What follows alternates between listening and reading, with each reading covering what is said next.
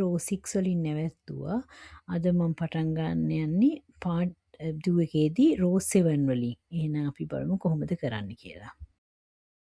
6 වෙනි රෝ එක ඉවර කරා. දැන් මම යන්නේ 7 වෙනි රෝ එකට. 7 වෙනි රෝ එකේදීත් ඉස්සෙල්ලා වගේ 2 chain වෙනුවට මම දාන්නේ එක chain එකක් දාලා මේ විදියට single crochet එකක් දාලා ආයෙ මෙහෙම ගන්න එක. මම දැන් මේක last time පෙන්නන්නේ ආයි පෙන්නන්න ගියාම වෙලා යනවා.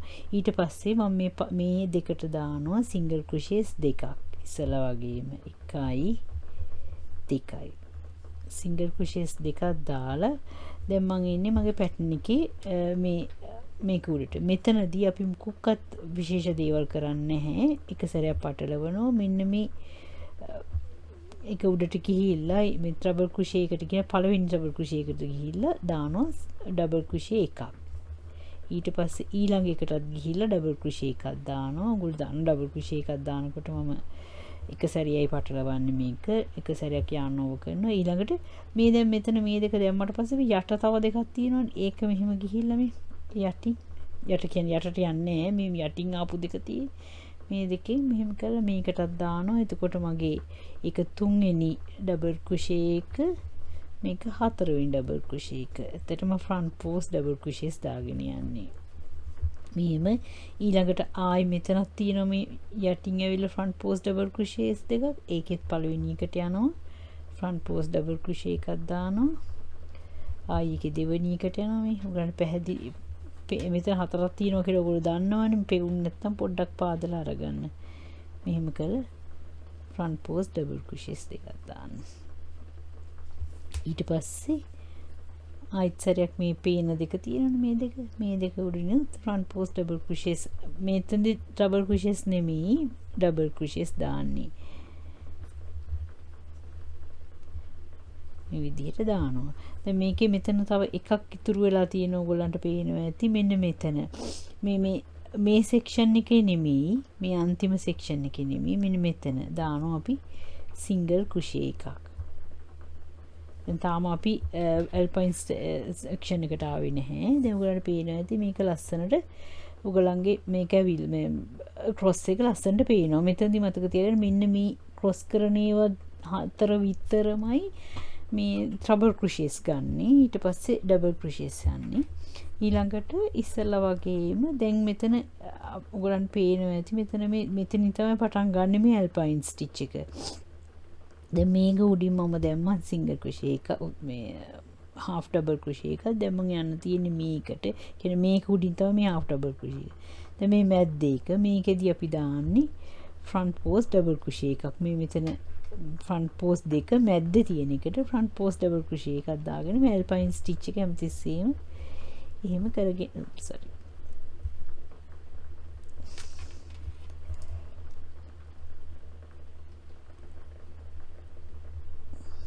එහෙම තමයි කරගෙන යන්නේ. දිගටම එකක් කරගෙන යන්න මේ ෆ්‍රන්ට් පෝස්ට් ඩබල් ක්‍රොෂේ එකයි මේ half ඩබල් ක්‍රොෂේ එකයි.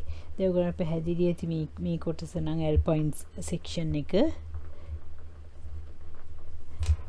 මෙහෙමම මෙතෙන්ටම ගිහිල්ලා මෙතනදිත් ආපහු ඉස්සෙල්ලා වගේම මේ උඩින් සිංගල් ක්‍රොෂේස් දාගෙන ඩබල් ක්‍රොෂේස් දාගෙන මේ යට ගිහිල්ලා අන්තිම දිකේදී half ඩබල් ක්‍රොෂේස් දෙකක් දාගන්න. මම මෙතෙන්ටම ගිහිල්ලා මේ ඔයගලන්ට පෙන්නන්න. මේක ගිහිල්ලා ඊට පස්සේ ආයි 1 චේන් එක දාලා මේ පැත්තට හරවලා යන්න ඕනේ. මම දැන් රෝ 7 ඉවර කරලා රෝ 8 එක සිංගල් ක්‍රොෂේස් රෝ එකක් දාගෙන ගියා මේ පැත්තට. ඊට පස්සේ දැන් මම පටන් ගන්න යන්නේ රෝ 9. මේක තමයි මගේ ලාස්ට් රෝ එක. රෝ 9. රෝ 9 එකේදී අපි ඉස්සෙල්ලා වගේම 2 චේන් වෙනුවට මම කරන විදිහට කරා. ඊට පස්සේ දැන් මම පළවෙනි එකට යනවා දානවා half ඩබල් ක්‍රොෂේ එකක්. දෙවෙනි එකටත් යනවා half ඩබල් ක්‍රොෂේ එකක් දානවා මේ විදිහට දාලා දැන් මං ආයෙත් සැරයක් අර ක්‍රොස් සෙක්ෂන් එක කරන්නයි හදන්නේ. මගේ රෝ 9 එකේදී අපි ක්‍රොස් සෙක්ෂන් එක කරන්නේ රෝ 5 එකේදී රෝ 9 එකේදී විතරයි. දැන් රෝ සෙක්ෂන් මේ ක්‍රොස් සෙක්ෂන් එකේදී ඉස්සෙල්ලා වගේම අපි දෙපාරක් පටලවාගෙන මේකේ යනවා 1 2 3 වෙනි එක. දැන් මෙහෙම ගණන් කරනම 1 2 3 තුන්වෙනි චේන් එකට ගිහිල්ලා තුන්වෙනි එකට ගිහිල්ලා අපි දානවා ෆ්‍රන්ට් පෝස්ට් ට්‍රබල් ක්‍රොෂේ එකක් මේ අයිසරයක්. මෙහෙම කරලා දානවා. ඊට පස්සේ ආයි මේ ෆ්‍රන්ට් පෝස්ට් ට්‍රබල් ක්‍රොෂේ එකක් දානවා හතරවෙනි එකටත් ඉස්සෙල්ලා වගේමයි. මෙහෙම දානවා. දැන් අපි මේ ආයතරක් මෙන්න මේ දෙකට අපි දාලා නැහැ. අපි දැන් ආයි යනවා ට්‍රබල් ක්‍රොෂේ එක. මම මේ වගේ දෙපාරක් පටලවගෙන මේක මෙහාට ඇද්දට පස්සේ මෙහෙම වැද්දාන් පස්සේ ඔයගලන්ට පේනවා මෙතන මේ පළවෙනි එකයි දෙවෙනි එකයි. දැන් මම ඒකේ පළවෙනි එකට යනවා දානවා ෆ්‍රන්ට් පෝස්ට් ට්‍රබල් ක්‍රොෂේ එකක් මේ විදිහට.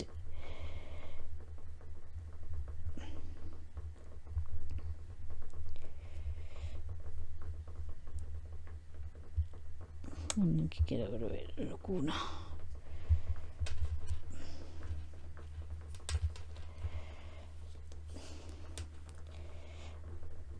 මම දෙපාරක් පටලවගෙන මේක මේ අතට ඇදලා මෙන්න මේකේ පේනවා ඇති 1 2. මේකේ පළවෙනි එකට ගිහිල්ලා දානවා ෆ්‍රන්ට් පෝස්ට් ට්‍රබල් ක්‍රොෂේ එකක්.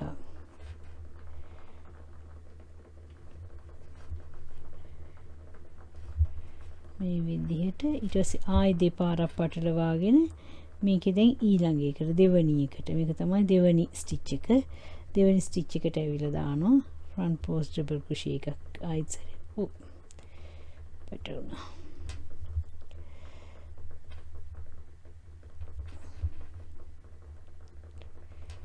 මේ විදිහට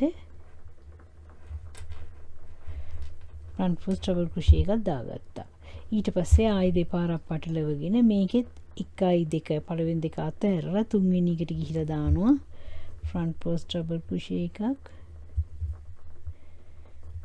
මේ විදිහට ආයි හතරවෙනි එකට ගිහිල්ලා දානවා ෆ්‍රන්ට් පෝස්ට් ට්‍රබල් ක්‍රොෂේ එකක්.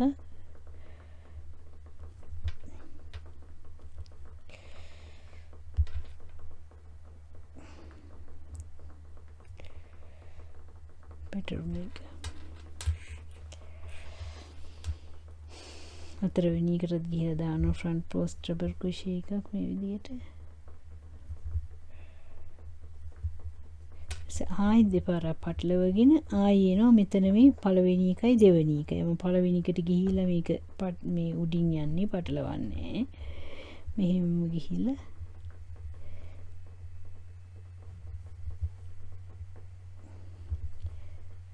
දාන ෆ්‍රන්ට් පෝස්ට් ට්‍රබල් ආයි දෙපාරක් පටලවෙනවා.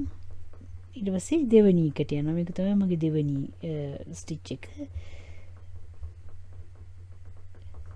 ඔයගොල්ලෝ මේක නිකන් නූල් අක්කරගෙන කරලා බලන්න. එතකොට ඔයගොල්ලන්ට පැහැදිලි වෙයි කොහොමද කරන්න කියලා. ඊට පස්සේ දැන් මගේ මේකේ ලාස්ට් ස්ටිච් එක මේකනේ මෙන්න මේක. කියන්නේ මෙන්න මෙතන. මේ ස්ටිච් එකනේ. මේ ස්ටිච් එකේ මෙතනට ගිහිලා දානවා half double crochet එකක් මේ විදියට. ඊළඟට දැන් මට ඔයගොල්ලන්ට පේනවා ඇති මේක තමයි මගේ alpine stitch section එක. මේ alpine stitch එක පටන් ගන්න මේකේ. ඒකේ වුණාට alpine front post double crochet එකක්. ඒක උඩින් අපි දාන්නේ මේ half double crochet එකක්. අපි ආයේ උඩින් front post එකක් දාන්නේ. ඒක half එකක් දාලා ඊට පස්සේ මේ දෙක මැදින් තියෙන එකට තමයි අපි පටන් ගන්නෙ මේ front post double crochet එකක් දාගෙන. මෙන්න මේක මේ විදිහට තමයි යන්නේ. ඒක අමාරු නෑ පොඩ්ඩක්වත්.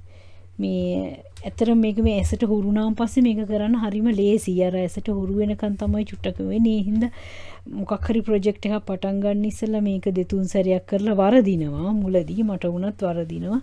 මාත් දෙතුන් සැරයක් කරලා ඇසට හුරු වුණාට පස්සේ තමයි මගේ ඇත්ත ප්‍රොජෙක්ට් එක කරන්න යන්නේ. ඉස්සෙල්ලා ඇසට හුරු වෙලා අතට හුරු වෙනකන් නිකන් එකක් කර අරගෙන නිකන් නූල් කැලක් අරගෙන මේක කරලා බලන්න කීප සැරයක්. ඒ කීප සැරයක් කරනකොට ඔයගලන්ට නිකාම මේක අතට හුරු වෙනවා. ඇත්තටම මේ ලොකු දේවල් නෙමෙයි මේවා. එහෙනම් මේ විදිහට ආයි ඊළඟට මෙතන ඉඳන් දැන් මේක ලාස්ට් රෝ එකනේ. ඊළඟට අපි 10th එක ආයිසරය මේ පැත්තට එනවා. 10th රෝ එක ඇවිල්ලා 11th රෝ එකේ ඉඳන් 11th රෝ එක කියන්නේ අපි ආයි ස්ටාර්ට් කරන්න ඕනේ රෝ 3 වල ඉඳන් තමයි 11th රෝ එක පටන් ගන්න. කියන්නේ මේක රෝ 3 වල ඉඳන් 3 4 5 6 9 10 වෙනකන් ගිහිල්ලා ආයි 3 වලින් කියන්නේ පටන් ගන්න ඕනේ. මම මේ පින්තූරෙත් ඔයගලන්ට ෂෙයා කරන්න කමියුනිටි සෙක්ෂන් එකෙන් ඔයගලන්ට මේකත් බලා ගත හැකි.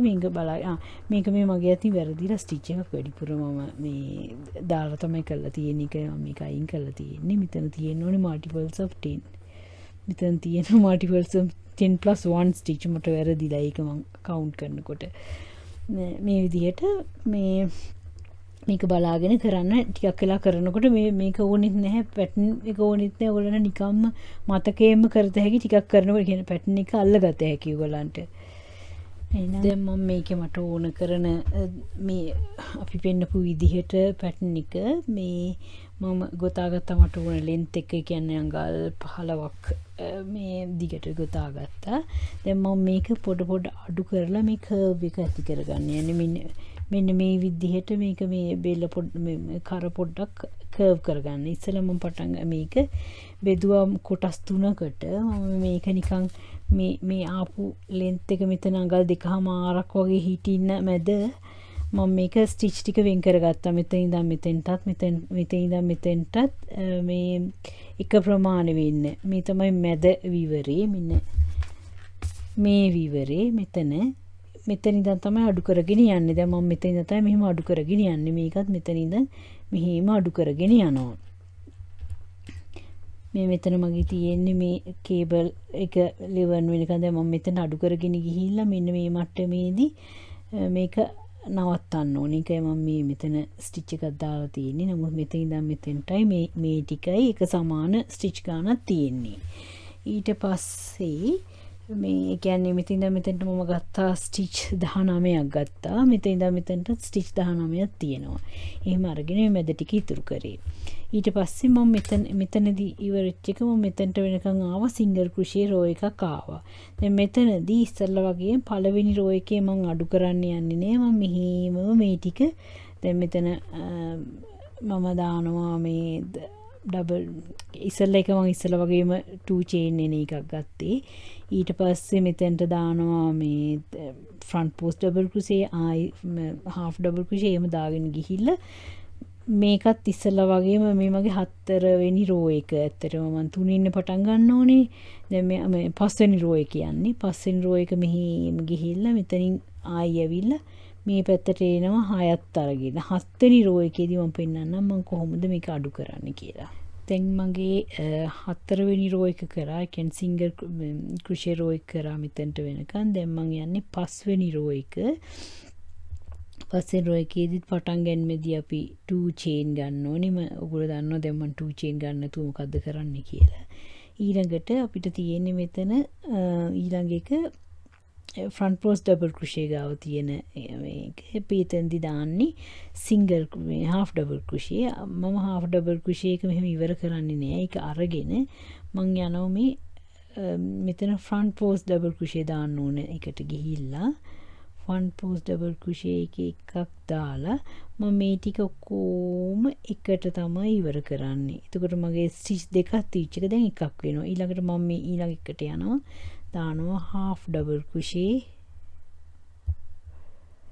ඊළඟ එකට යනවා දානවා double crochet front post double crochet.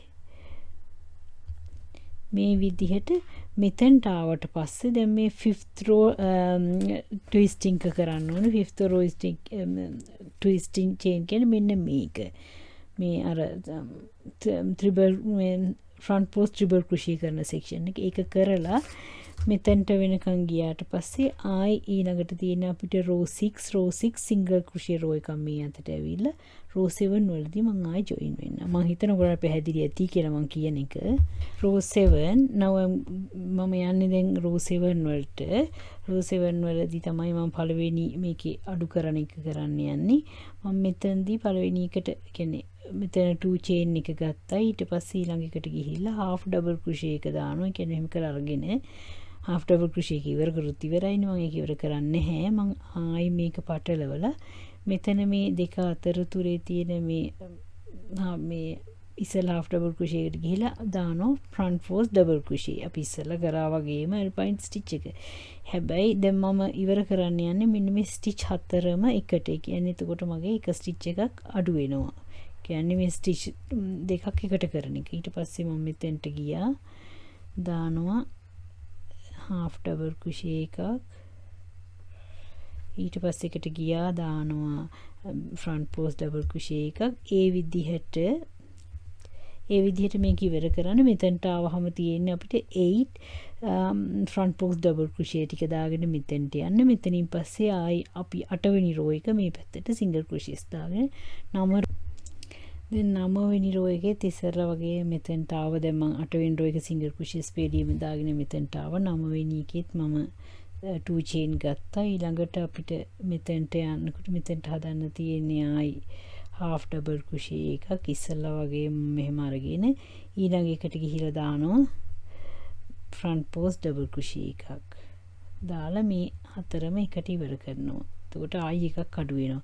මේ විදිහට ඉස්සෙල්ලා ඊළඟ එකට යනවා. ඊළඟට දානවා ආයි half double crochet එකක්.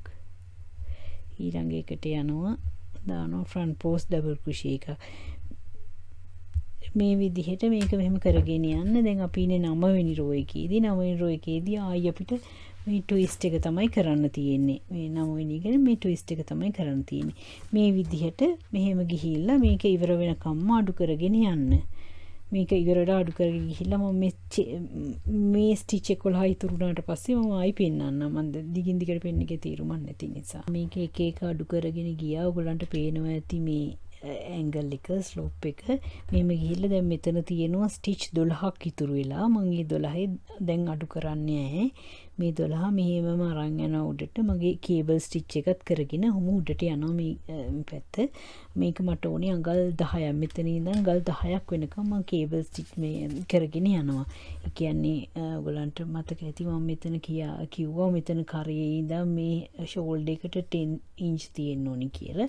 දැන් මෙතන තමයි මගේ නෙක් ලයින් එක. මෙතන ඉඳන් අඟල් 10ක් මම මේ ගොතාගෙන යනවා. මෙතන 12ක් තියෙනවා ස්ටිචස්. ඒ 12 උඩටම අරගෙන යනවා කේබල් එකත් එක්ක.